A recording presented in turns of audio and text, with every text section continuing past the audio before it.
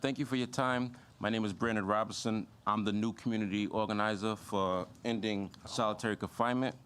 My goal here today is to paint the picture of the mind frame of an individual in solitary confinement. Now, there are 8,760 hours in a year.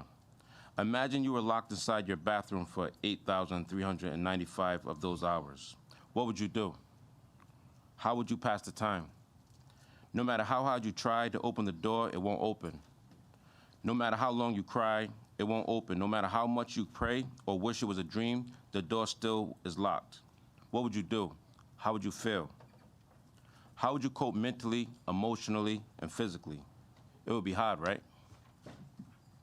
Now imagine as you're trying to stay strong, you hear the screams of torture and agony from other inmates who came with mental issues or developmental issues while inside, or are fighting to hold on to their sanity as you would be too in the same circumstances.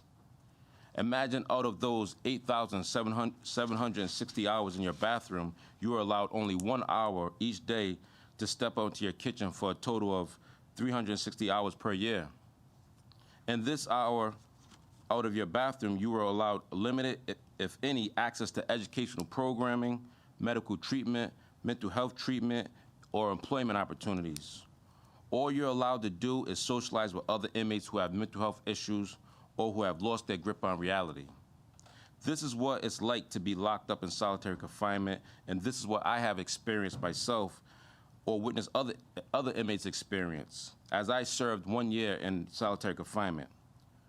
And when you return back to your bathroom/cell, you're only allowed limited books, magazines, food, hygiene, and no TV to pass the time. Many individuals continue to experience these conditions to this day for weeks and months and years. Many of these problems the DOC should take responsibility for and could improve by adopting different policies with no additional money. For example, they do not need to force everyone in segregation to be kicked out of educational classes and programs. There are some classes people could stay in while in seg, but people are kicked out just to be punished.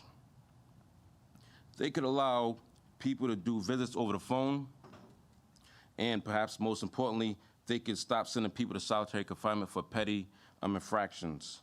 For example, I've seen people get 10 days in seg for taking things out of the chow hall because they was hungry.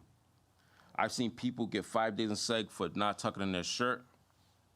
And I've even once seen somebody get 30 days in segregation for using somebody else's pen to call their family just because they didn't have no money on their phone.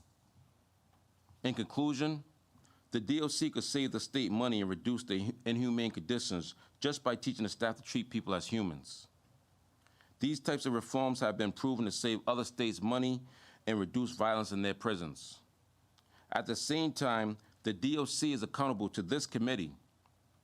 This committee decides what to fund and how the DOC spends that money. And I ask today that this committee take responsibility for ending the torture in Rhode Island's prisons by meeting with our coalition to discuss the Restricting Housing Act. Thank you for your time and this opportunity to speak. Thank you, Brandon, for testifying and for sharing your story.